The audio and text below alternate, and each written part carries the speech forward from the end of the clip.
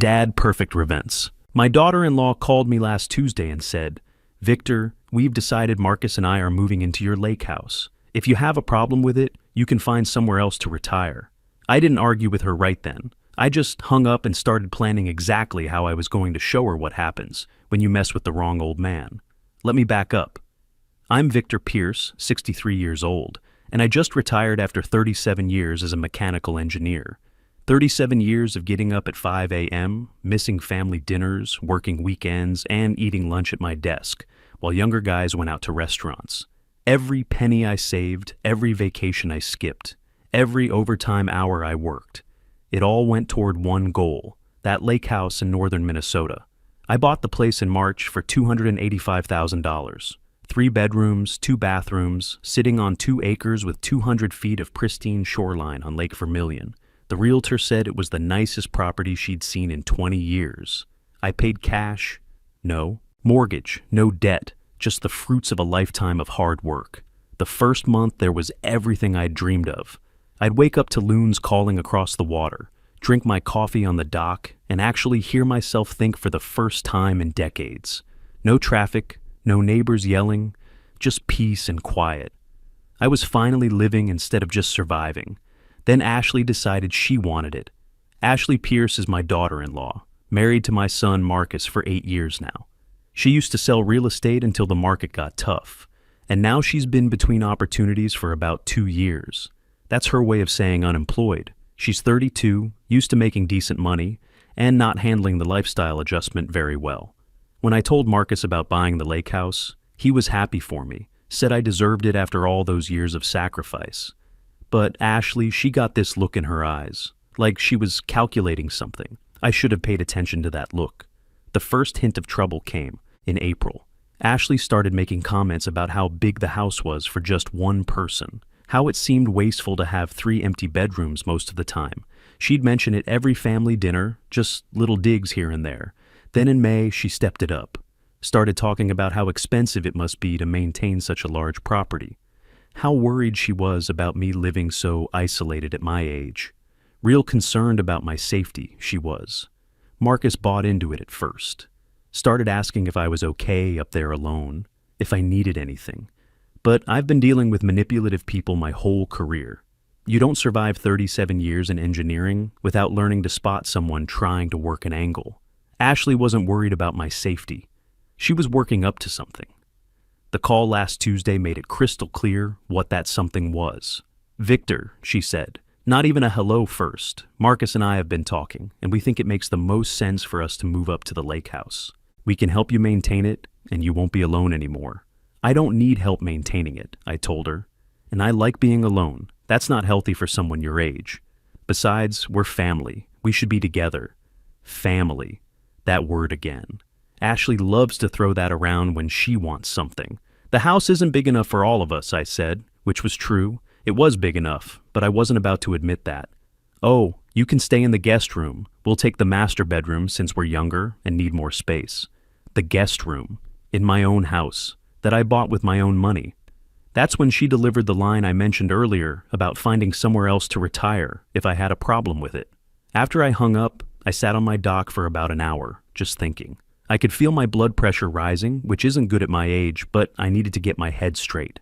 Ashley wasn't just asking for a favor here. She was trying to take my house, and she was using my own son to do it.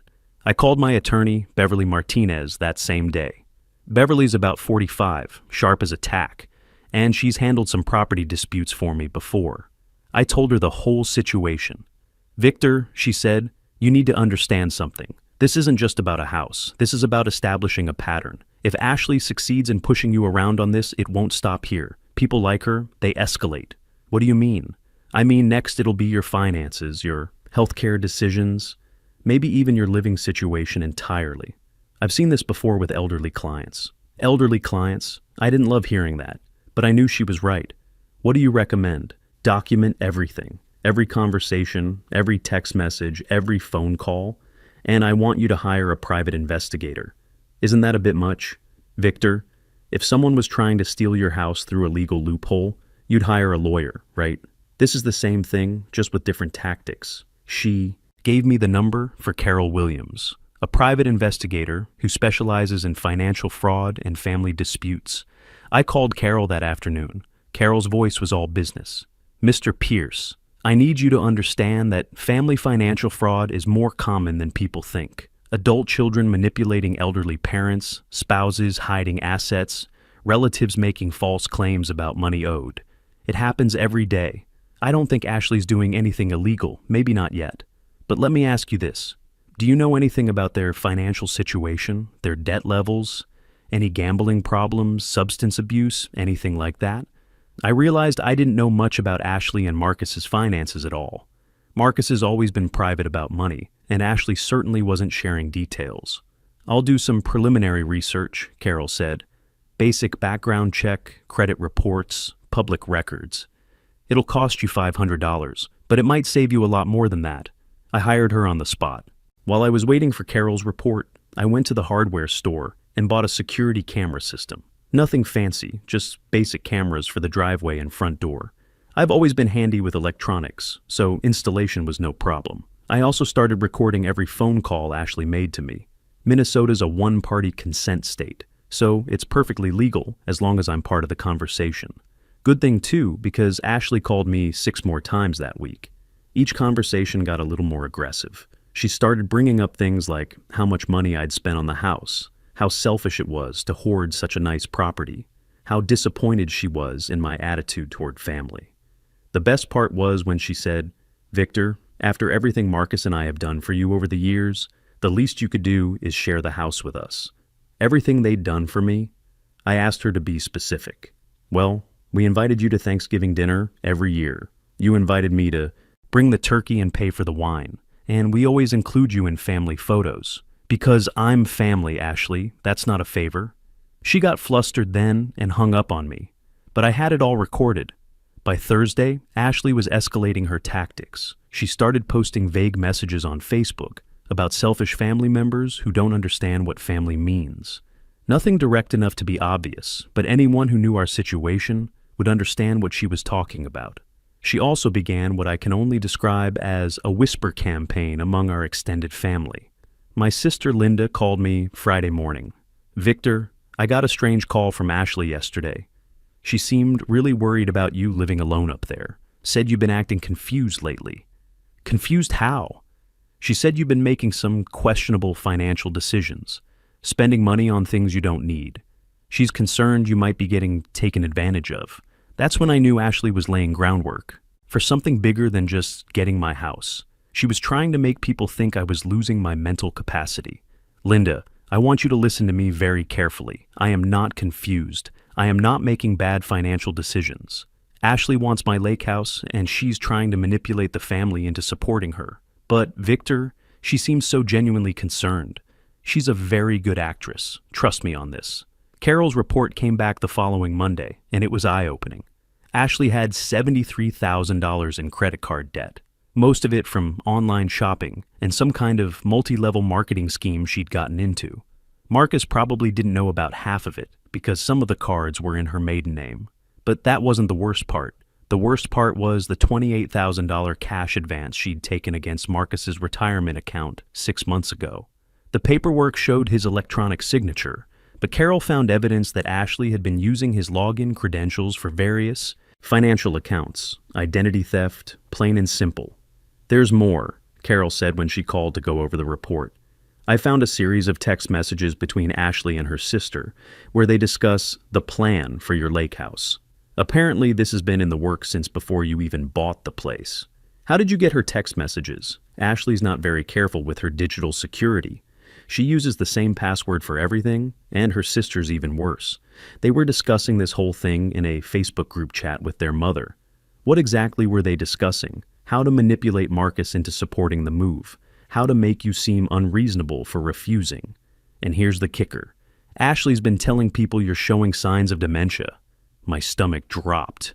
What? She's been laying groundwork for a competency challenge. If she can convince enough people that you're not mentally fit to make decisions about the property, she might be able to get Marcus appointed as your guardian. That's when I knew this wasn't just about a house anymore. This was about my entire future independence.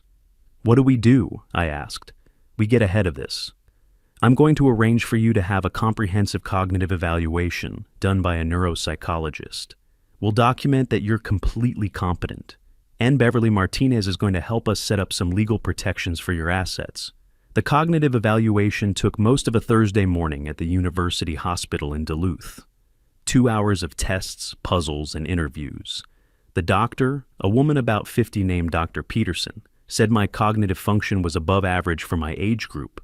Whoever suggested you might have dementia, she said, either doesn't know what they're talking about or has other motives. I told her about Ashley, and she nodded knowingly. I see this more often than I'd like to admit. Family members making false claims about an elderly relative's mental state, usually as a precursor to financial exploitation. The written report was 12 pages long and made it very clear that I was mentally sharp, financially competent, and fully capable of making my own decisions. Armed with that documentation, Beverly and I went to work on protecting my assets. We set up a revocable trust with very specific language about who could make changes and under what circumstances. We also drafted a comprehensive power of attorney document that would prevent anyone from making claims about my competency without multiple independent medical evaluations. This is bulletproof, Beverly told me. Even if Ashley somehow convinced a judge to order a competency hearing, she'd need evidence from at least 2 different neuropsychologists. And the bar for that evidence is extremely high. Meanwhile, Ashley was ramping up her campaign. She'd started calling Marcus every day, sometimes multiple times a day, talking about how worried she was about me, how I seemed confused during our phone conversations, how living alone might not be safe for someone my age. She also began reaching out to other family members with her concerns. My nephew called from Chicago, asking if I was really okay. My brother-in-law mentioned that Ashley had expressed worry about my recent behavior changes. She was building a narrative, trying to get people on her side before making her move. Marcus finally called me himself on a Friday evening. I could hear the stress in his voice. "Dad, Ashley's really concerned about you. She thinks maybe you should consider moving to one of those senior communities where there are people around." "Marcus, when's the last time you talked to me where I seemed confused about anything?" Long pause. "Well, I mean, you don't seem confused to me, but Ashley says sometimes people can hide it well. Son, I need you to listen to me very carefully. Ashley doesn't want me in a senior community. She wants my house. And she's manipulating you to get it. Dad, that's not fair. Ashley loves you. We both do. Marcus, did you know your wife has $73,000 in credit card debt?" Another pause, longer this time. "What? Did you know she took a $28,000 cash advance against your retirement account 6 months ago? That's impossible. I would have to sign for that. She used your electronic signature. Marcus, I hired a private investigator. Your wife has been committing financial fraud, and now she's trying to get her hands on my property to solve her money problems." I could hear Ashley in the background, asking who he was talking to. "Dad, I can't. This is crazy.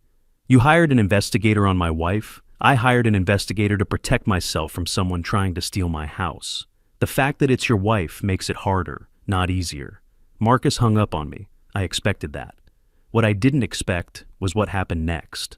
Within an hour, Ashley called me back, and she was furious. "How dare you poison my husband against me with your paranoid conspiracy theories?" "Ashley," I told him, "the truth about your financial situation.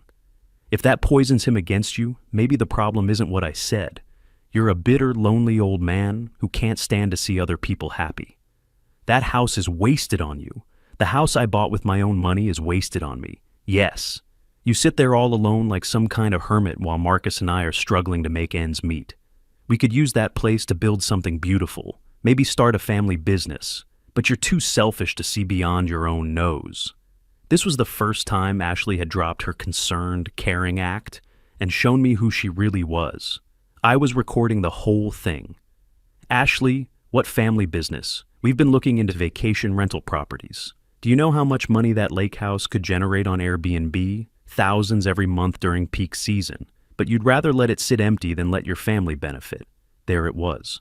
Her real plan wasn't just to live in my house. It was to turn it into a business. My peaceful retirement home would become a revolving door of strangers. "That's never going to happen," I told her. "We'll see about that.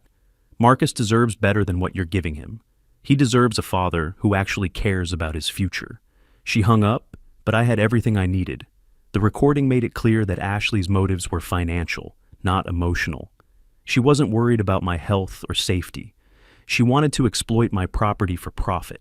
The next morning, Beverly called with news that Ashley had contacted a lawyer about having me declared incompetent. The lawyer had apparently asked for evidence of my cognitive decline, and Ashley couldn't provide any. Without medical documentation or witness testimony of specific incidents, there wasn't much the lawyer could do. "She's getting desperate," Beverly said. "Desperate people make mistakes. Just keep documenting everything and stay alert." I didn't have to wait long. 3 days later, my security cameras caught Ashley and a man I didn't recognize walking around my property while I was in town getting groceries. They were looking in windows, testing door handles, and the man was taking measurements of the dock and boathouse. When I called Ashley to ask what she was doing on my property without permission, she claimed she was just showing it to a friend who was interested in the area. But Carol ran the license plate from my security footage and discovered the man was a real estate appraiser.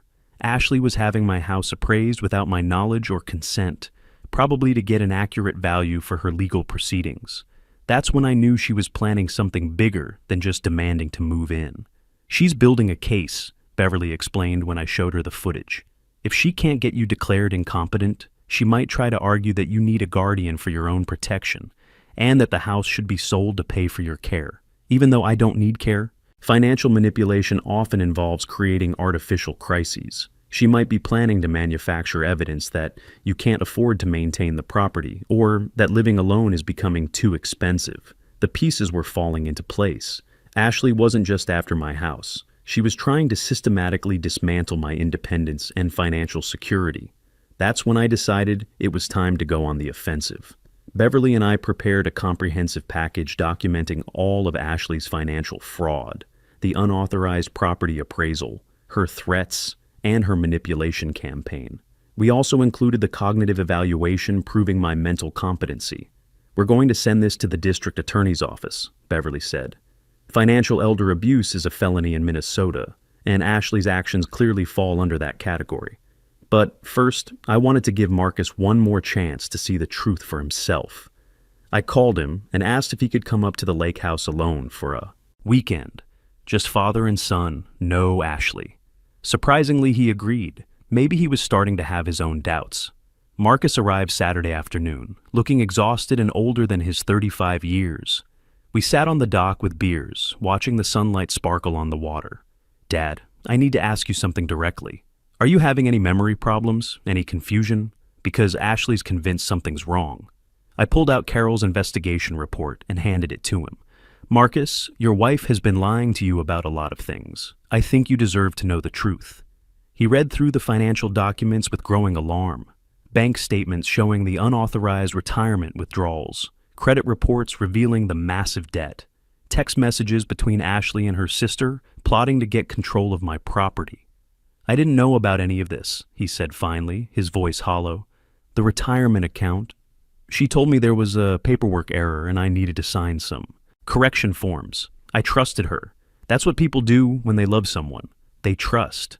Dad, she's been asking me to sign a lot of papers lately. Financial stuff she said was routine. What if... Marcus, I think you need to check all your accounts when you get home, and maybe talk to your own attorney." We spent the rest of the weekend talking about everything except Ashley, fishing, grilling burgers, watching the loons. It reminded me of when he was a kid and we'd take weekend camping trips. Just us guys, no complications. Sunday evening, as he was loading his car to leave, Marcus turned to me with tears in his eyes. "Dad, I'm sorry. For all of it. For not seeing what she was doing to you, to us. For letting her use me against you. You don't need to apologize, son. You were trying to keep your marriage together. That's what good men do. I don't think there's a marriage left to save. That conversation was 6 weeks ago."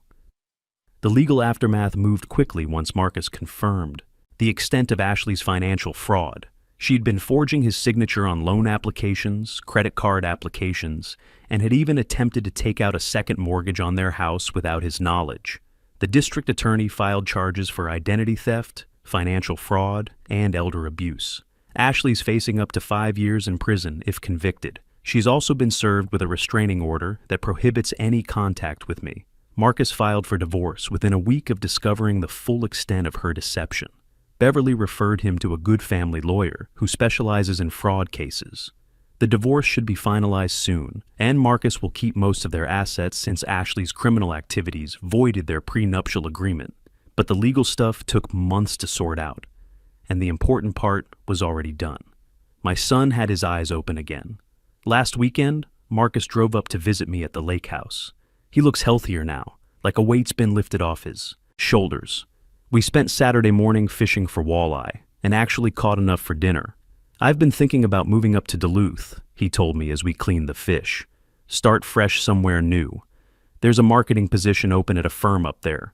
You'd be about an hour away, I said, trying not to sound too pleased. I was hoping maybe I could visit more often. If that's okay with you, I forgot how peaceful it is up here. This place will always be yours someday, Marcus, but it's mine until I decide otherwise. He laughed at that, a real laugh, the first I'd heard from him in months. I learned something through all this, Dad. You taught me that protecting yourself isn't selfish, it's necessary. And sometimes the people you save include the ones trying to hurt you. We sat on the dock that evening, watching the sun set over Lake Vermilion. The loons were calling to each other across the water, and a bald eagle circled overhead, looking for fish. You know what the strangest part is, Marcus said. I actually feel grateful this happened. If Ashley hadn't shown her true colors now, imagine what she could have done over the years, to both of us. Sometimes the worst thing that happens to you turns out to be the best thing, I agreed. I'm writing this on my laptop, sitting in the same spot where I've spent countless peaceful mornings since retiring. Ashley's probably gonna do some jail time. Marcus is rebuilding his life. And me? I'm enjoying my retirement in the house I earned, surrounded by the peace I worked 37 years to achieve. The thing is, I didn't set out to destroy Ashley's life. I just refused to let her destroy mine. Sometimes the best revenge isn't revenge at all. It's just protecting what you've worked for and letting the truth speak for itself. If you're dealing with something similar, remember this. You didn't work your whole life just to hand over your security to someone who thinks they deserve what you've earned. Document everything, get professional help, and don't let anyone convince you that family loyalty means being a doormat. You work too hard for what you have to give it up without a fight. The people who demand the most respect for family are usually the ones who understand it the least. Real family protects each other's dignity, not exploits each other's generosity. I spent 37 years building something worth protecting, and I wasn't about to let someone tear it down just because they called me family. Sometimes saying no is the most loving thing you can do.